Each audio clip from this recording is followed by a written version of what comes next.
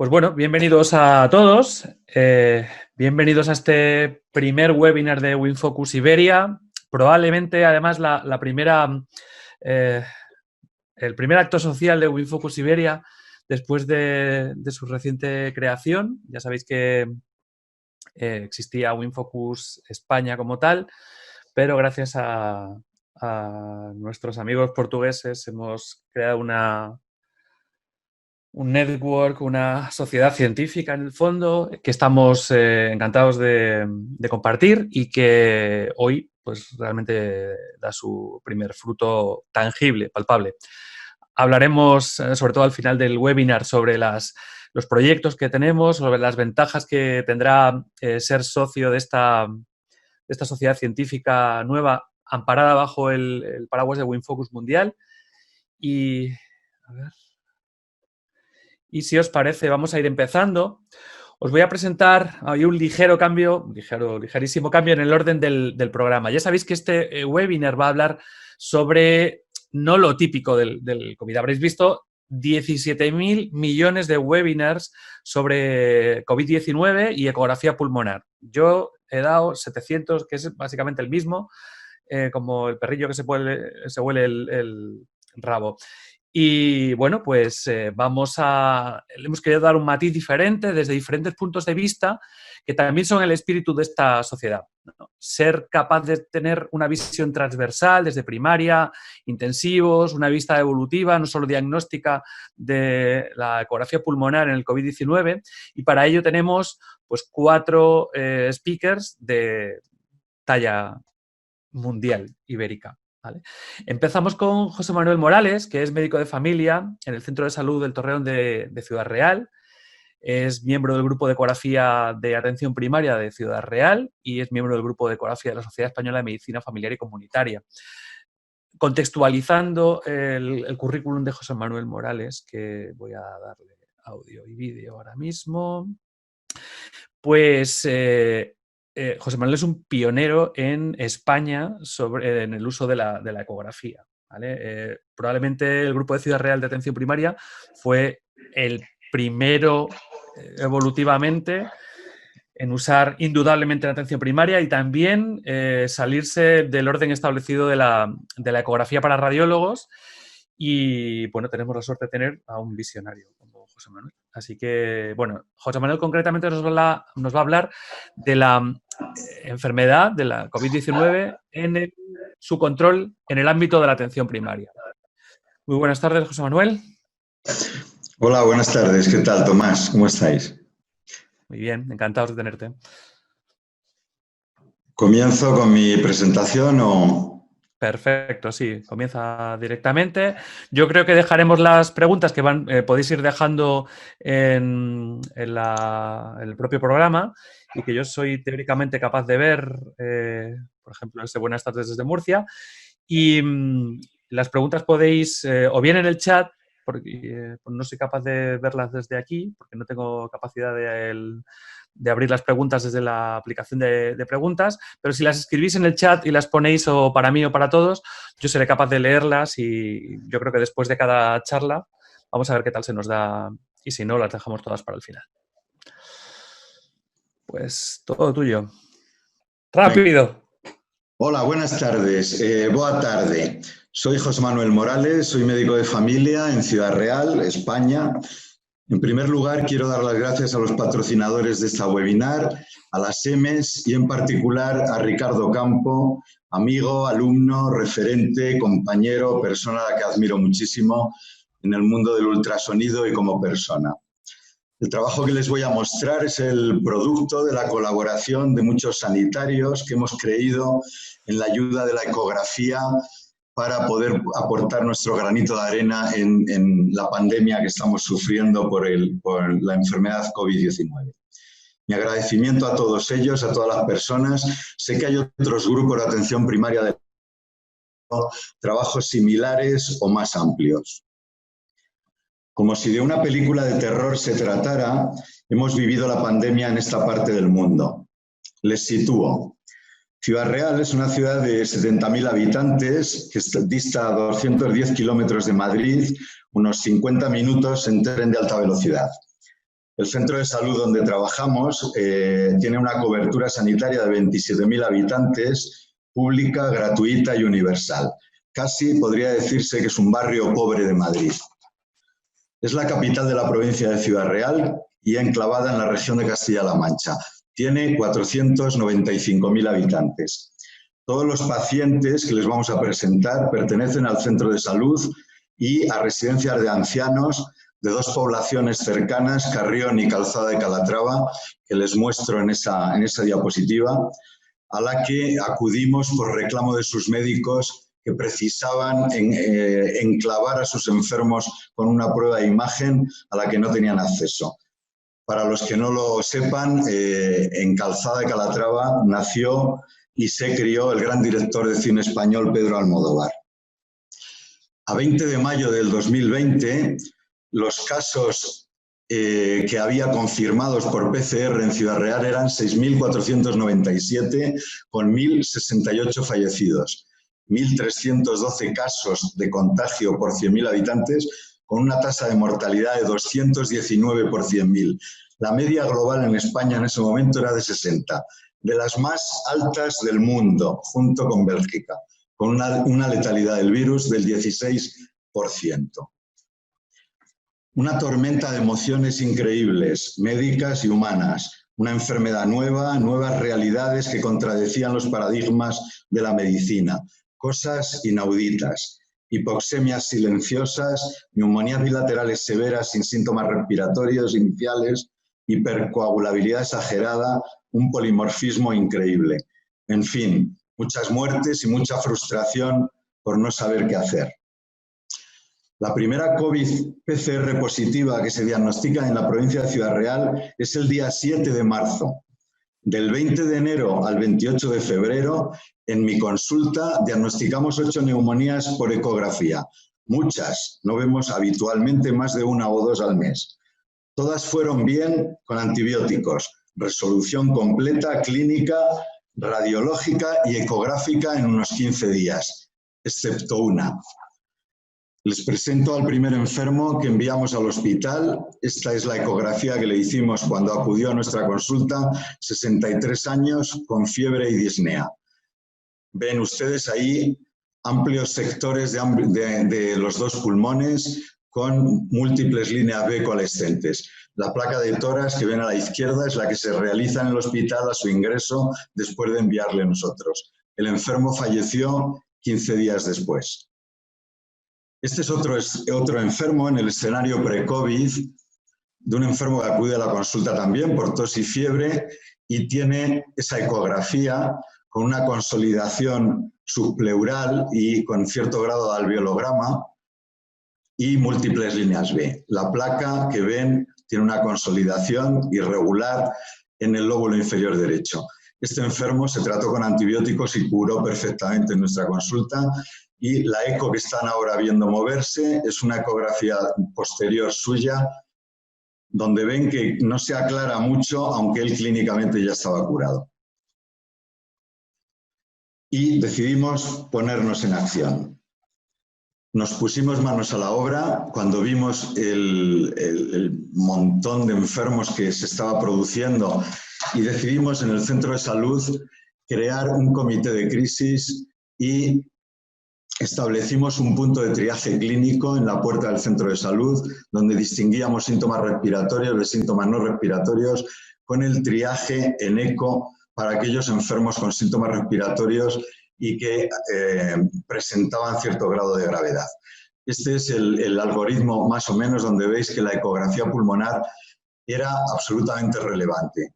Los médicos del centro de salud que decidían que le hiciera una ecografía y la ecografía nos permitía determinar el patrón de normalidad si lo único que veíamos era líneas A y si tenía un patrón de líneas B, si era unilateral, lo localizábamos en las zonas y si podía tener cierto grado de gravedad por la intensidad de las líneas B, si coalescían, si existían consolidaciones subpleurales o consolidaciones alveolares. Con todo ello y enclavándolo en un contexto clínico, por medio de la clasificación CURV-65 y si tenían o no comorbilidades, decidíamos si el enfermo era subsidiario de enviarle al hospital o lo manejábamos ambulatoriamente.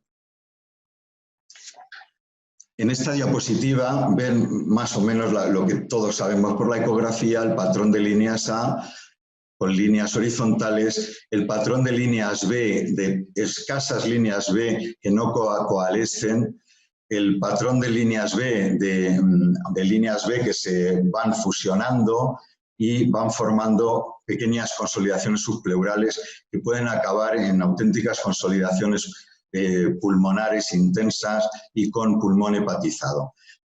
Si a eso le sumábamos la bilateralidad o la extensión, determinábamos de alguna manera la gravedad del enfermo.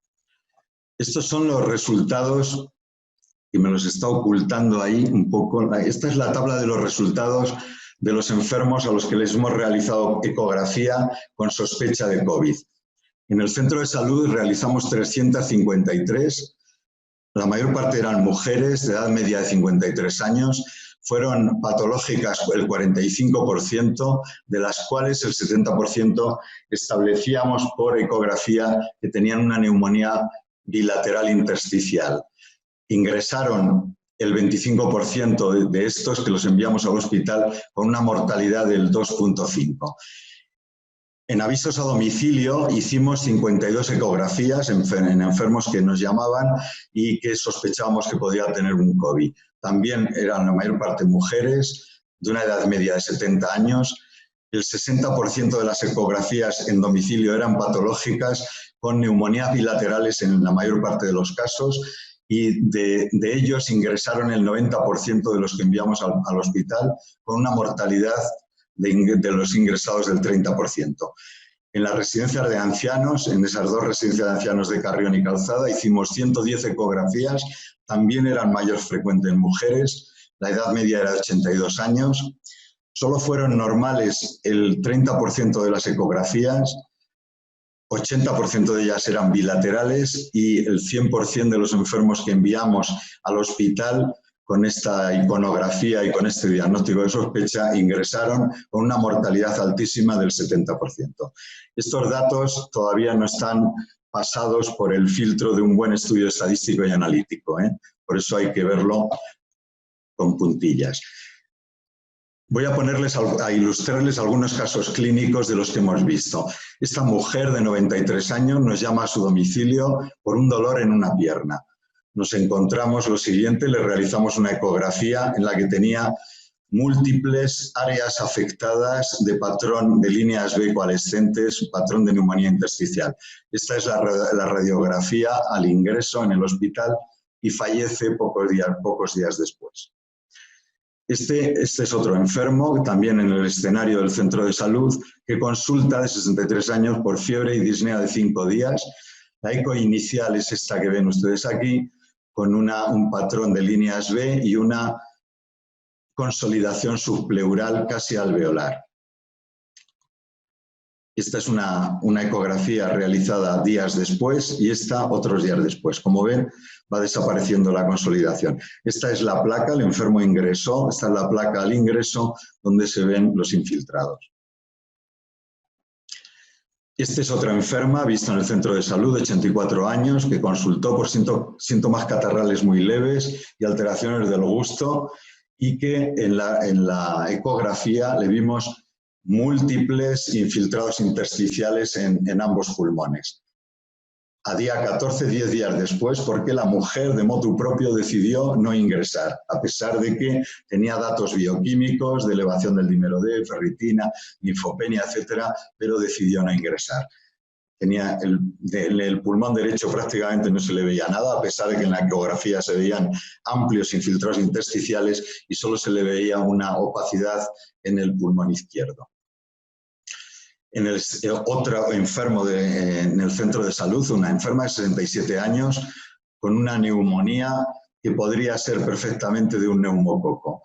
Era COVID positivo, tenía un infiltrado alveolar en el lóbulo superior derecho, como ven ustedes luego en la radiografía. Esta mujer curó perfectamente, estuvo ingresada unos días y hoy día está curada. A la residencia de ancianos, a la Cueva del Oso, llegamos 2 semanas tardes. Llegamos al reclamo de 2 compañeros que nos lo requirieron. Tenemos el triste récord en la provincia de Ciudad Real de tener el mayor número de fallecidos en una residencia de ancianos. En Tomelloso murieron 50 personas en una residencia. Les voy a poner algunos casos de enfermos de la residencia de ancianos. Este es un paciente de 86 años que aún sigue ingresado, que tenía oxígeno domiciliario y que lo que sorprendía el buen estado general. Para que se hagan una idea, estaba haciendo sudokus. Debajo, como les habían hecho serologías, test rápidos, a todos los que dieron positivo les empezamos a hacer ecografías. Debajo de ese estado general tan estupendo, tenía amplísimas infiltrados intersticiales, como luego veis ahí en la radiografía. Este enfermo, como les digo, aún sigue ingresado y ha empeorado su estado de salud. Este es otro enfermo visto en la residencia de ancianos con otra consolidación subpleural y líneas B en los segmentos que están contiguos, que presentaba esta catastrófica radiografía de tórax. Este enfermo falleció en el hospital días después. Este es otro paciente visto en la residencia de ancianos que por su malísima calidad de vida decidimos, con el consentimiento de la familia, dejar en el centro de salud, en la residencia de ancianos, y que falleció días después con cuidados paliativos. Por eso no tenemos radiografía de tórax que lo pueda comparar. Tenía una neumonía bilateral extensísima en ambos pulmones. ¿Cuál es el escenario evolutivo? ¿Qué nos está diciendo? Porque ya a muchos enfermos les estamos haciendo ecografías de control. Pues, sinceramente, no hay patrones ecográficos evolutivos. Lo único que podemos decir es que el aclaramiento de la ecografía es muy lento. Las líneas B tardan muchísimo en quitarse, a pesar de que el enfermo esté mejor. Las consolidaciones subpleurales les pasa lo mismo, pero hoy día no podemos establecer ningún criterio de patrones ecográficos evolutivos. Las líneas A, más o menos en los enfermos que nosotros hemos testado, han desaparecido en el 50% de los enfermos a los 30 días. La persistencia de consolidaciones subpleurales, más de 30 días, más del 15%. Persisten irregularidades pleurales persistentes, más de 50 días en el 15 o el 20% de los enfermos. Líneas B persistentes salteadas y escasas duran más de 50, 60 y 70 días, como vamos comprobando, hasta el 35 y 40% de los enfermos. Los pequeños derrames pleurales que han aparecido a los 30 días habían desaparecido. En toda la casuística de los 515 enfermos que les presento, solo hubo 2 derrames pleurales, y como hallazgos nuevos solo tuvimos esa enferma que habéis visto la placa, que tenía un aneurisma de aorta torácico no complicado, y un enfermo que les voy a mostrar después que tiene un tumor fibroso pleural. ¿Cuáles son las dificultades que nos encontramos para el seguimiento por ecografía? La ecografía es explorador dependiente, es dificilísimo de registrar para comparar evolutivos, puesto que podemos estar en distintas áreas o segmentos del pulmón. Mi consejo es hacer una ecografía al inicio, una en la fase intermedia de la enfermedad y otra al final, con una diferencia entre 7 y 15 días según la clínica. Y repetir ecografía cada vez que haya cambios clínicos significativos. Vigilaremos aproximadamente, mientras persistan líneas B suficientes, más de 3 en varios segmentos, hasta los 60 días, aproximadamente. Todo me hace pensar, o nos hace pensar, que la persistencia de líneas B significativas en número y extensión a partir de los 60 días, muy posiblemente dejará una fibrosis pulmonar residual que habrá que determinar con pruebas funcionales posteriores, espirometría, test de difusión, etc.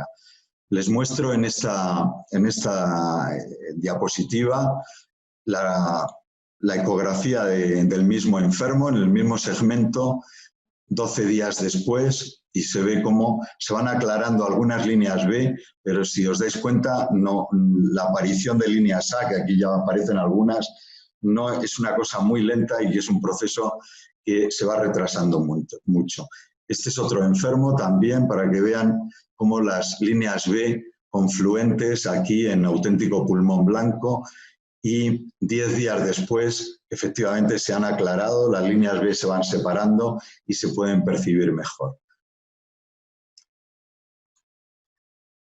La aparición, este es el caso que les contaba, es un enfermo que tras curar una neumonía intersticial bastante extensa en el lóbulo inferior derecho, que prácticamente, esta es la placa de tórax en su inicio, prácticamente en la placa de tórax, insisto, no se veía. Días después, una vez que clínicamente estaba curado, lo que no habíamos visto al principio, comenzamos a ver una imagen anecoica que parecía que en modo M se trataba de líquido y que en principio lo etiquetamos de un derrame pleural encapsulado, pero que viendo que persistía con los días y con las semanas, decidimos realizarle un TAC de tórax, hablando con los radiólogos, y que ellos lo han etiquetado de un tumor fibroso pleural y pendiente de realizarle una punción biopsia. Concluimos entonces que la ecografía pulmonar es muy útil para el diagnóstico precoz, es mucho más sensible que la radiología simple, se ve antes que en la radiología simple, nos puede dar datos por la localización, por la extensión y por la intensidad de líneas B de su gravedad y nos pone en un escenario clínico del paciente a pesar del polimorfismo sintomático. Ya saben que se ven muchas neumonías bilaterales en enfermos que solo tienen diarrea de 5 días y ningún síntoma respiratorio. Este escenario clínico en el que nos ponen nos permite adelantar estrategias terapéuticas que son muy útiles. Por lo tanto, la ecografía se está relevando ampliamente como una herramienta indispensable en atención primaria, en residencias de ancianos y servicios de urgencia que requieren una prueba de imagen allá donde el enfermo está afectado. Muito obrigado, muchas gracias y buenas tardes.